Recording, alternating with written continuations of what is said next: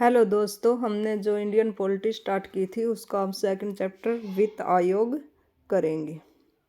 वित्त आयोग एक संवैधानिक संस्था हम पिछले टॉपिक में बता चुके हैं कि संवैधानिक और असंवैधानिक में क्या अंतर है। संवैधानिक जो संविधान के अनुसार हो, अर्थात जो वित्त आयोग है वो संविधान के अनुच्छेद में है। संविधान के अनुच्छेद 280 के अंतर्गत अर्ध न्यायिक निकाय के रूप में वित्त आयोग की व्यवस्था की गई। अर्ध न्यायिक व्यवस्था मतलब जब न्यायालय काम नहीं कर रहा हो उस टाइम पे वित्त आयोग अपना न्याय कर सकता है और उसका न्याय वित्त आयोग न्यायालय के समान ही होगा।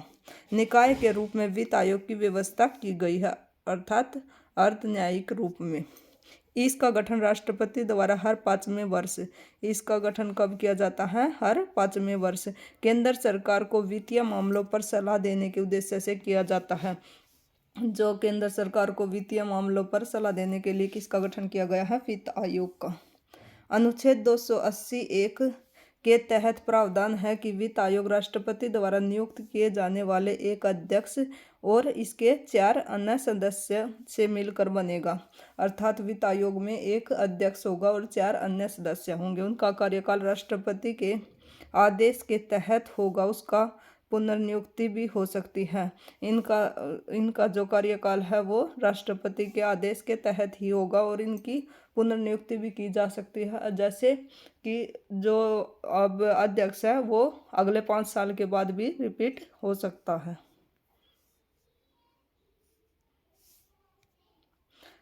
नेक्स्ट पॉइंट हमारा अनुच्छेद 280(2) अर्थात बी के तहत संसद को शक्ति प्राप्त है कि वह वित्त आयोग के सदस्यों की योग्यताएं निर्धारित करे। अर्थात वित्त आयोग के सदस्य बनने के लिए उसकी क्या क्या योग्यताएं होनी चाहिए। अध्यक्ष सार्वजनिक मामलों का अनुभवी होना चाहिए। सार्वजनिक मामलों का उसको अनुभव होना चाहिए और अन्य जो 4 सदस्य हैं उनको निम्न में से चुना जाना चाहिए। किसी उच्च न्यायालय का न्यायाधीश या इस पद के लिए उसकी योग्य हो, अर्थात या तो वह न्यायालय का उच्च न्यायाधीश बन सकता हो या उसकी योग्यता रखता हो। ऐसा व्यक्ति जिसे भारत के लेखा एवं वित्त मामलों का विशेष ज्ञान हो। ऐसा व्यक्ति जिसे प्रशासन और वित्तीय मामलों का व्यापक अनुभव हो। वित्तीय मामलों का अनुभव हो। ऐसा व्यक्ति जो अर्थशास्त्र का विशेष ज्ञाता हो। अर्थशास्त्र का विशेष ज्ञाता होना चाहिए। नेक्स्ट पॉइंट है वित्त आयोग के कार्य और शक्तियाँ क्या क्या होनी चाहिए। वित्त आयोग की क्या क्या शक्तियाँ होनी चाहिए। वित्त आयोग के कार्य शक्तियाँ निम्नलिखित होनी चाहिए। अनुच्छेद 275 इसके कार्य और शक्तियाँ किस में दी गई हैं? अनुच्छेद 275 में। और वित्त आयोग का मामला अनुच्छेद 280 में। अनुच्छेद 275 के तहत भारत की संचित निधि में से राज्यों के राजस्व में सहायक अनुदान को शासित करने वाले सिद्धांतों के बारे में परामर्श देना। अर्थात जो राज्यों के राजस्व हैं उसके बारे में परामर्श कौन देगा? ये अध्यक्ष। संघ और राज्यों के मध्य करों से प्राप्त शुद्ध आय के विभाजन के बारे में परामर्श देना। अर्थात संघ और राज्य को जो कुल खर्चा है वो कितना उसमें डिवाइड होगा। राज्य वित्त आयोग द्वारा की गई सिफारिशों के आधार पर पंचायतों और नगर पालिकाओं के संसाधनों की आपूर्ति हेतु राज्य की संचित निधि में संवर्धन के लिए आवश्यक कदमों की सिफारिश करना। नेक्स्ट है राष्ट्रपति द्वारा प्रदत्त अन्य कोई विशिष्ट निर्देश जो देश के हित में हो, सुदृढ़ वित्त के हित में होना चाहिए। नेक्स्ट है आयोग अपनी रिपोर्ट किसको सौंपता है? आयोग अपनी रिपोर्ट राष्ट्रपति को सौंपता है जिसे वह संसद के दोनों सदनों के समक्ष रखवाता है। दोनों सदन अर्थात लोकसभा और राज्यसभा। वित्त आयोग द्वारा की गई प्रत्येक सिफारिश को राष्ट्रपति उस पर की गई कार्यवाही के स्पष्टीकरण ज्ञापन सहित संसद के दोनों सदनों के समक्ष विचार के लिए रखता है। यह किसमें कहा गया है? अनुच्छेद 281 में। आरबीआई को बनाने की सिफारिश सबसे पहले किसने की थी? डॉक्टर अंबेडकर ने इसमें मुख्य भूमिका निभाई थी। और डॉक्टर अंबेडकर की बुक का क्या नाम है? द प्रॉब्लम ऑफ रूपी। आरबीआई का एक्ट कब आया था? 1934 में। और आरबीआई कब बना था? 1 अप्रैल 1935 ईस्वी में। इसका पहला हेडक्वार्टर कहाँ बनाया गया था आरबीआई का? कोलकाता में। और यह 1937 ईस्वी में से मुंबई लाया गया। और 1 जनवरी 1947 ईस्वी को आरबीआई का राष्ट्रीयकरण किया गया। आरबीआई के फर्स्ट गवर्नर कौन थे? ओसबोर्न सुमित। और जो फर्स्ट इंडियन गवर्नर थे वो सी.डी. देशमुख थे 1943 से 1949 तक। और ये 3rd नंबर के गवर्नर थे। कौन से नंबर के थे? 3rd नंबर के। यदि क्वेश्चन आए कि देश की आज़ादी के समय आरबीआई के गवर्नर कौन थे, वो भी उसका आंसर क्या होगा? सी.डी. देशमुख। और राष्ट्रीयकरण के समय गवर्नर कौन थे? सी.डी. देशमुख। और अब आरबीआई के गवर्नर कौन हैं? अजय नारायण झा। अजय नारायण झा अब आरबीआई के गवर्नर हैं।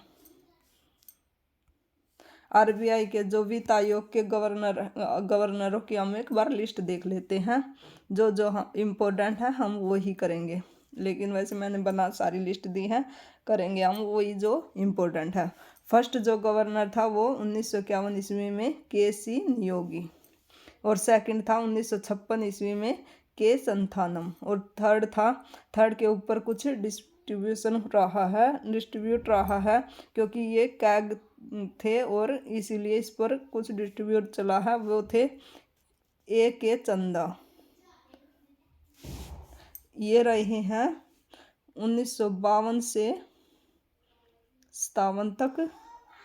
और के संथानम रहे हैं 1957 से 1962 तक। और ए के चंदा रहे हैं 1962 से 66 तक। इस पर हमारा क्वेश्चन बन सकता है क्योंकि इस पर डिस्ट्रीब्यूट रहा है। बाकी इतने इम्पोर्टेंट नहीं है, लेकिन आप देख सकते हैं इन्हें भी। नेक्स्ट है, इस लिस्ट में से ज़्यादा इम्पोर्टेंट है हमारा 14वां गवर्नर कौन था? जो 2 जनवरी 2013 ईस्वी को बने थे, डॉक्टर वाई.वी. रेड्डी। ये क्यों इम्पोर्टेंट है? क्योंकि ये आरबीआई के गवर्नर रह चुके हैं और ये 2015 से 2020 तक रहे हैं। और 15वें हैं 27 नवंबर 2017 ईस्वी को 27 नवंबर 2017 को बने हैं श्री N.K. सिंह, और जो 2020 से 25 तक रहेंगे।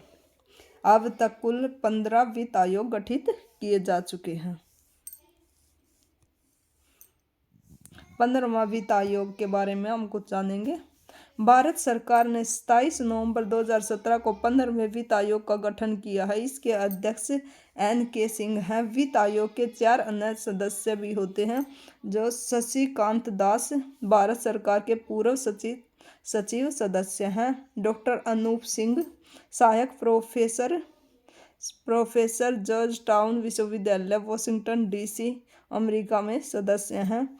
डॉक्टर अशोक लाहिड़िया अध्यक्ष गैर कार्यकारी अंशकालिक प्रबंधक बैंक सदस्य हैं।